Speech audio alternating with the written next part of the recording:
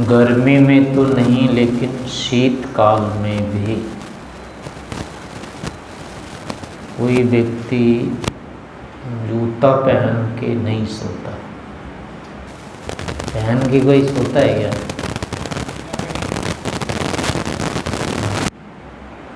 कई कई हजार के जूते होते हैं, फिर भी उतार देते हैं सोते समय। क्यों होता है ऐसा? तो बहुत महंगे होते हैं ना जूते। विदेश वाले सोते होंगे ही नहीं। हो जाते हैं स्वामी जी, बात में तो होता है, अच्छी चीज़ है, रखेंगे। चलो बच्चे करते हैं, तो बड़े के लिए तो नहीं होता।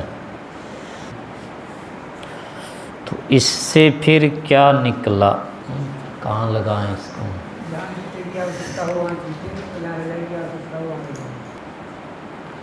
यानी कब हम किसी चीज़ को छोड़ देते हैं और कब हम पकड़े रहते हैं।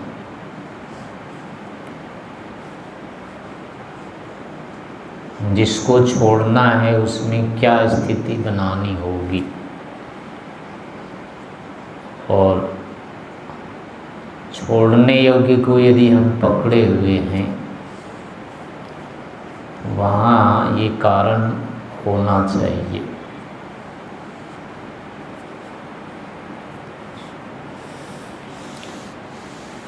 जूता एक दृष्टांत है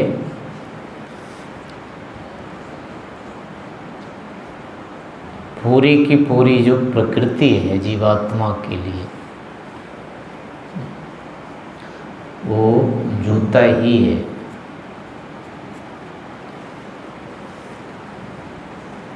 इसका नितांत प्रयोजन नहीं है। सर्वदा सर्वकालीन जीवात्मा के लिए प्रकृति उपयोगी नहीं है।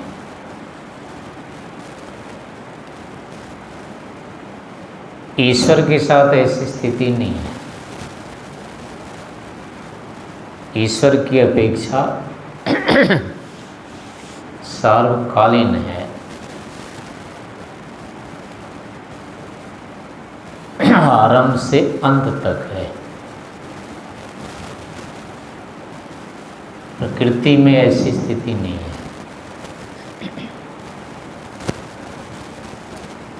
लेकिन हम प्रकृति के साथ सार्वकालिक स्थिति बनाए रखना चाहते हैं। प्रकृति से कभी अलग नहीं होना चाहते हैं। इससे अलग होने को हम सोच नहीं सकते हैं, सोच नहीं पाते हैं, कल्पना नहीं कर पाते हैं, निर्णय नहीं ले पाते हैं। तो उसमें कारण यही है कि हम इसके विषय में इस निर्णय तक नहीं पहुंच पाते हैं कि हमारे लिए ये प्रयोजन रहित होने के साथ साथ दुखदायी भी है। क्योंकि हम उसी वस्तु को छोड़ते हैं जिसमें ये दोनों कारण हमें दिखाई दे। पूरी तरह से छोड़ने के लिए एक तो उसका प्रयोजन नहीं दिखाई देना कि अब किसी काम की नहीं है ये, ऐसा लगना। दूसरा है अब की भारभूत होना, और प्रयोजन का तो है नहीं लेकिन दुखदाई है, बाधक है। तो जब तक ये दोनों स्थितियां नहीं आ जाती है, एक तरफ तो वो बेकार होना चाहिए, फालतू होना चाहिए, और दूसरी तरफ ये और उल्टे दुखदाई होना चाहिए। तो जिस वस्तु में, जिस व्यक्ति में, जिस स्थान में या जिस भी पदार्थ में हमारी ये दोनों स्थितियां हो जाती है, अब हम उसके साथ ना तो रहना चाहते हैं ना ही उसको रखना चाहते हैं। हम उसको अब छोड़ देना चाहते हैं। इसके विपरीत यदि प्रयोजन नहीं हो पर अभी वो बाधक नहीं लग रहा हो तो तब भी हम उसको नहीं फेंकते हैं, छोड़ते नहीं हैं। जैसे कि कबाड़ देखा होगा ना, अपने यहाँ भी होंगी, कई साल से कोई चीज़ ऐसी रखी होगी इसमें जो काम में नहीं आनी है, आई नहीं है, हैं? दवाइयों में कई ऐसी दवाएं रखी भंडार में जो 5 साल से एक्सपायर डेट हुए होती हैं। आना वो काम नहीं आना है और कई वर्ष से काम नहीं आए, आगे भी नहीं आना है, लेकिन वो इसलिए पड़ी है हाँ कि वो अभी सिरदर्द नहीं है, वो आकर के बाधित नहीं कर रही है, ऐसा कोई काम रोक नहीं रही है। उसमें ये दिखना चाहिए ना कि आगे हो सकता है काम में आ जाए। हाँ, थोड़ा सा लगता रहता है कि हो सकता है कुछ हो इसमें, कम से कम उसका ढक्कन ही काम आ जाएगा दूसरे में, एक शीशी का। जब पूरा ऐसा हो जाएगा कि बिल्कुल काम नहीं आएगी, भले ही दूसरा ही काम तो नहीं, बिल्कुल काम नहीं आएगा और जगह घेर रहा है, ऐसा जब तक नहीं लगेगा। काम जब तक नहीं आ रहा है तब तक कोई बात नहीं, कोने में पड़े रहो, तब तक तो उसमें लगता रहता है ना कि चलो कोने में पड़ा है, क्या करना, पड़े रहने दो। तो उस अवस्था में भी हम आशा रखते हैं या इतना वो नहीं करते हैं, चलो इसको हटा दो। हटाने की बुद्धि नहीं होती है प्रयोजन रहित होने पर भी, उसमें लगता रहता है पता नहीं कब कोई काम आ ही जाए, क्या आएगा ये नहीं है पता, लेकिन पता नहीं कुछ आ जाए भले। तो सामान्य धर्म के कारण से, क्योंकि वैसी चीज़ें काम में आती रहती है तो कुछ न कुछ मिलते जुलते धर्म तो रहते हैं उपयोगी वस्तुओं से, तो उस सामान्य धर्म के कारण से अब उसको नहीं हटाते हैं। लेकिन अब उसमें सड़ाद आने लग जाए या दूसरा पदार्थ वहाँ रखना है, स्थान कम पड़ रहा है, तो अब उसको उठा देते, फेंक देते हैं, अन्यथा नहीं फेंकते हैं। ऐसे ही अन्य वस्तुओं में भी होगा, व्यक्ति के साथ लड़ाई झगड़ा सब कुछ हो जाता है, बातचीत नहीं करते हैं, उसके बाद भी अगर वो कुछ निंदा नहीं करे, शिकायत नहीं करे, कोई काम नहीं बिगाड़े, तो कुछ नहीं बोलते हैं, चुपचाप चल रहा है चल रहा है। लेकिन जब लगता है ये तो बिगाड़ेगा, कुछ न कुछ बदला लेगा, हानि करेगा, तो अब उसको हटाना चाहते हैं या उससे हटना चाहते हैं। सामान्य रूप से है, अपनी जगह है, हमारा कोई प्रयोजन नहीं है, क्योंकि संसार में इतने सारे लोग हैं, सबके बारे में तो नहीं लगता है जिसको मार डालो जा करके, ये क्यों जी रहे हैं, ये है अपनी जगह है। लेकिन यहाँ जब सीधे सीधे कोई आ जाएगा इस तरह से, तब तो निश्चिंत नहीं रहेंगे, क्यों आ गया ये यहाँ। ऐसे ही होता है, प्रयोजनहीनता के साथ साथ वो बाधक भी लगना चाहिए, अन्यथा उसका त्याग नहीं करेंगे। जैसे कि कूड़ा है, कूड़े को रखने की इच्छा होती है कि नहीं होती है? बिल्कुल नहीं होती है, क्योंकि वो जहाँ पड़ा है ना, वहाँ पड़े पड़े दिखने में खराब लगता है, तो देखने में ही घृणा होती है उससे, वो हमको स्थिर नहीं रहने देता है, वो शांत नहीं रहने देता है कूड़ा। और दूसरा है कि थोड़ी देर अगर छोड़ दिया तो फिर क्या होगा, वो बिखर जाएगा, फिर दूसरी चीज़ों को गंदा कर देगा। तो इस कारण से क्या होता है, उसमें बाधा लगती रहती है। सामने सामने तो लग ही रहा है, किसी काम का तो है ही नहीं, वो तो है ही, लेकिन उसके बाद भी वो क्या होता है, मन को क्षुब्ध करता रहता है। और प्रमाद यदि हम कर लें तो फिर बिखर जाएगा वो, फिर दोबारा इकट्ठा कराने के लिए फिर से झाड़ू लगाना होगा। तो यहाँ पर क्या है, अब उसके विषय में सुनिश्चित है कि ये काम का भी नहीं, लेकिन है भी ठीक नहीं, ये बाधक है, इसको जितना जल्दी है निकालो। कूड़े के प्रति जैसे निकालने की भावना होती है, कबाड़ के प्रति नहीं होती है। दोनों में यही अंतर होता है।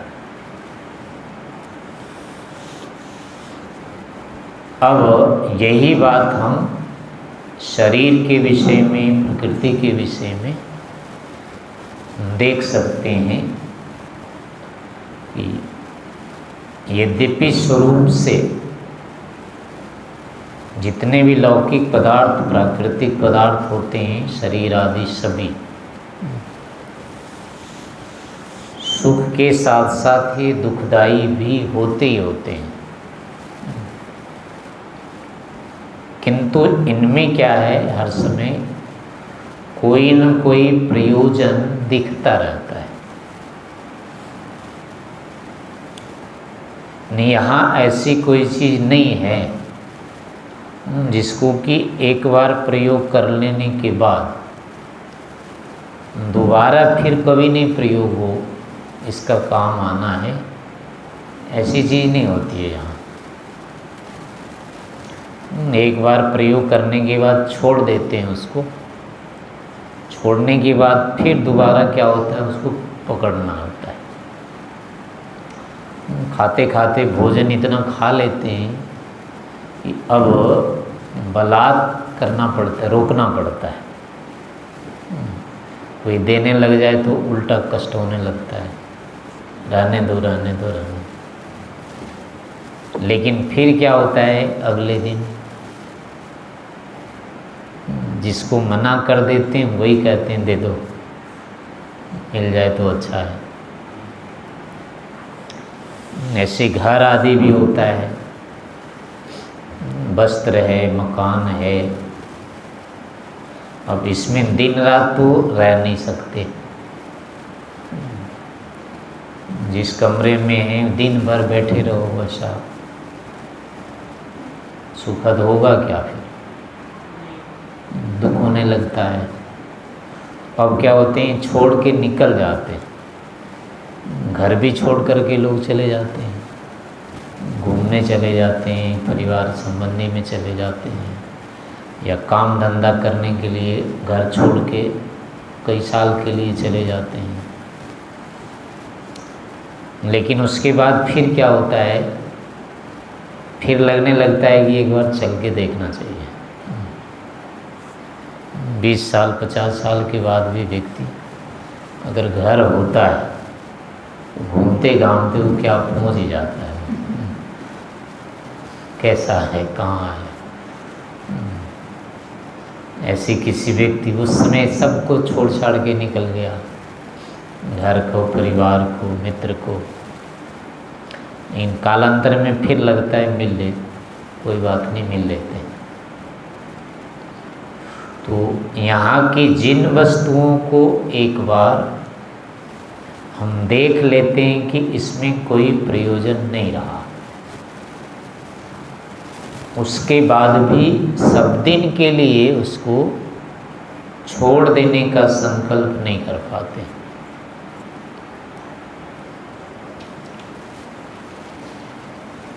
इसमें कारण होता है कि हमारा पूरा प्रयोजन उससे नहीं जाता है,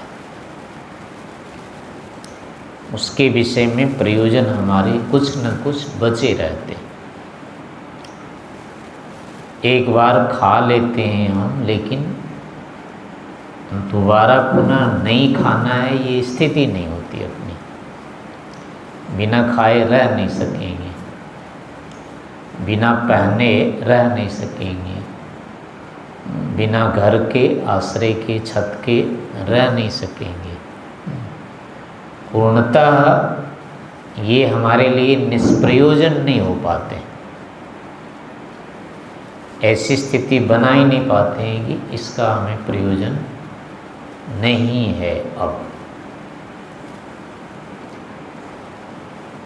इस कारण से फिर क्या होता है कि इनको छोड़ने की हम कल्पना नहीं कर पाते।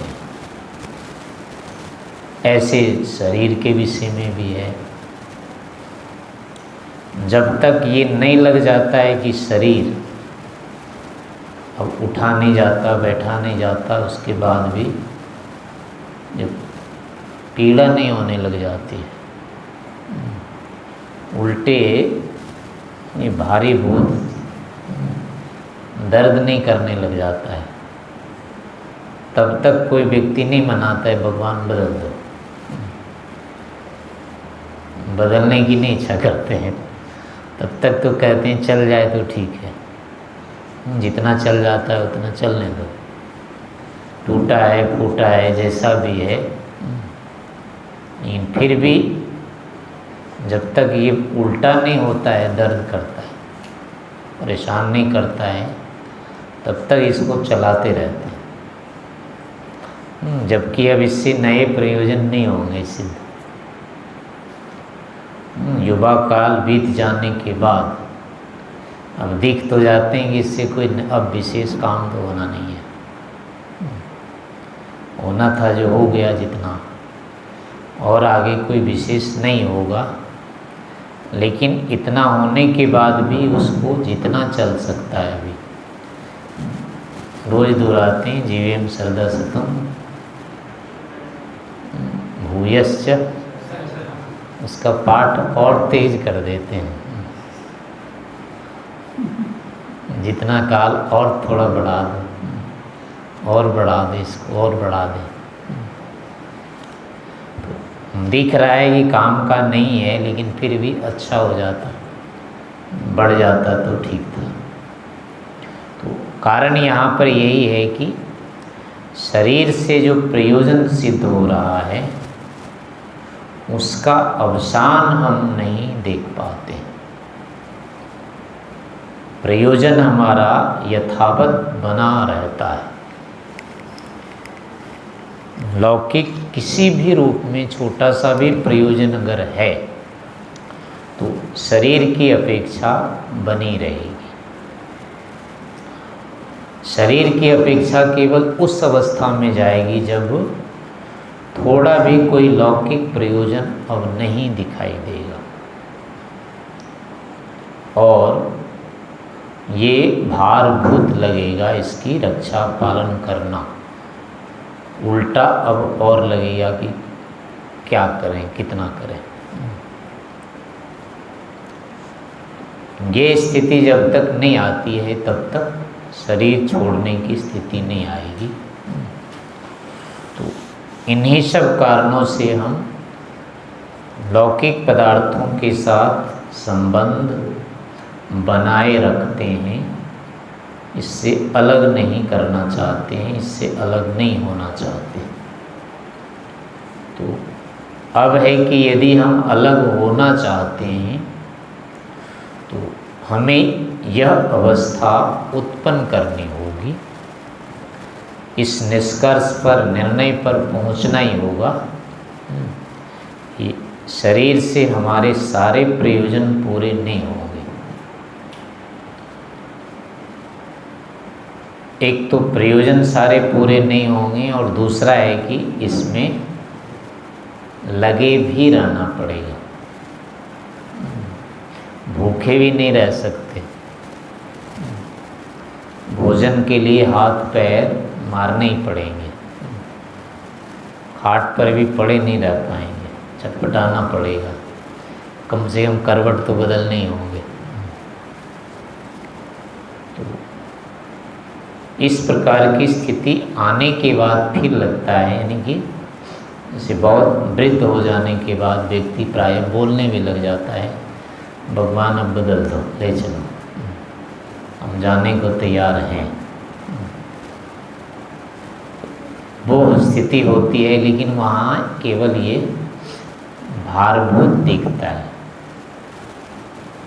प्रयोजन नहीं रहे ऐसा अभी नहीं होता है, इसलिए वो भी एक कथन मात्र है, वहाँ पर ज्ञान नहीं है अभी, ज्ञान पूर्वक इसका, क्योंकि वो अगला नया चाह रहा है, वो बदल देना चाहता है, बस दूसरा हो जाए, उसको लगता है ये चला जाएगा तो दूसरा मिल जाएगा नया वाला,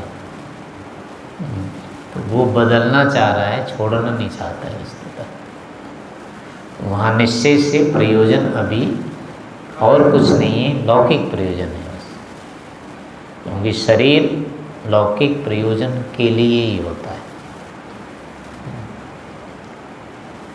तो ये स्थिति यानी कि तब तक नहीं आएगी जब तक ईश्वर प्रयोजन नहीं बनते।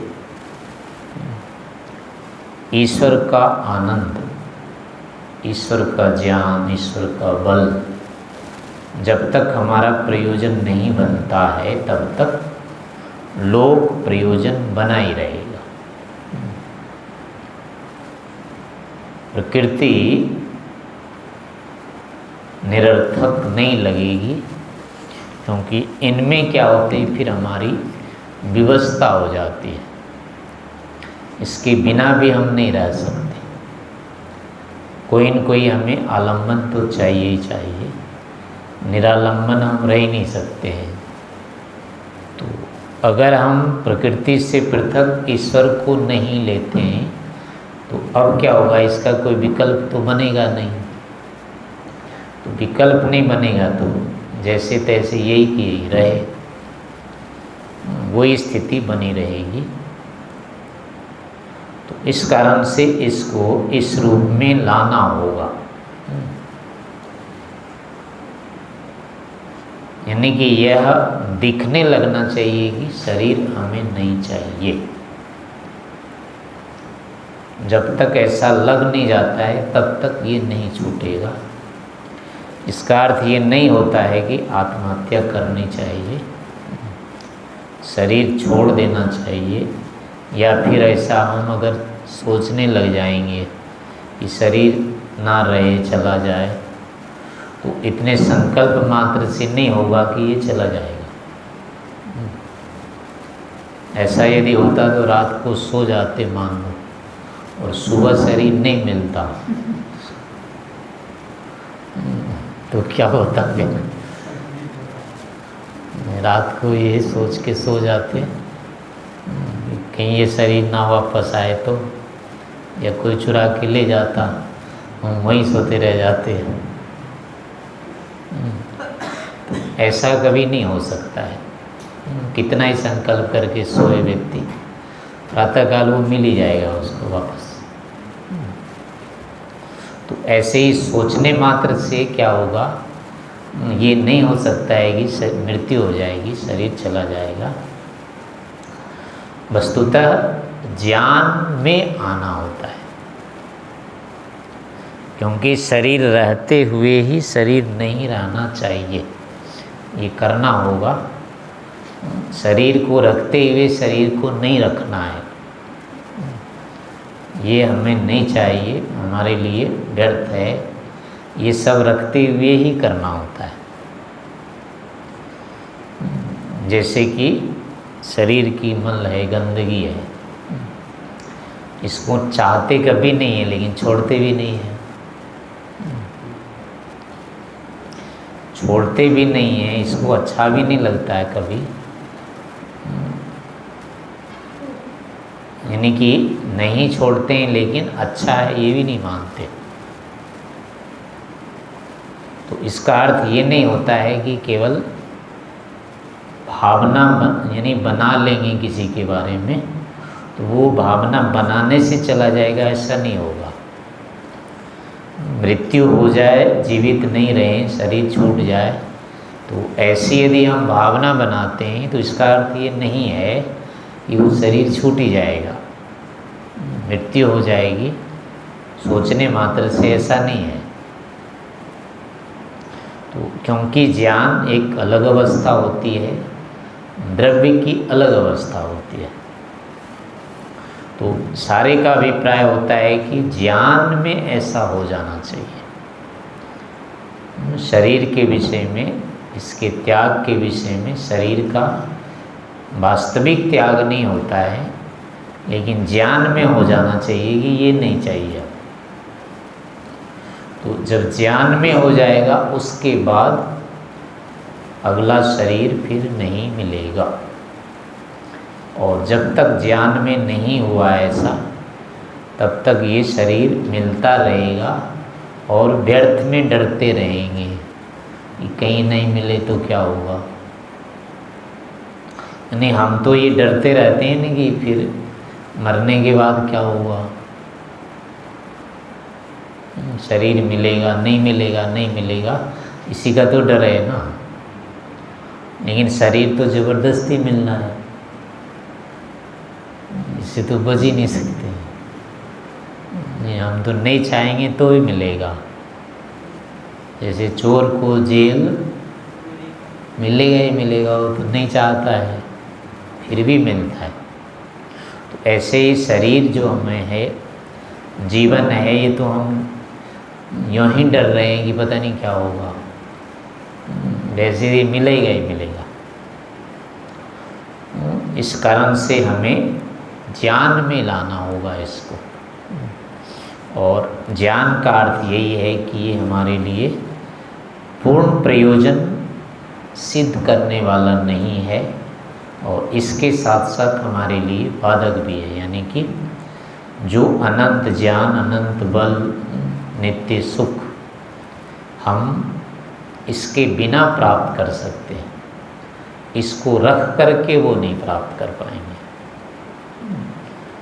इस कारण से इससे वो एक महती हानि हमारी होती रहेगी।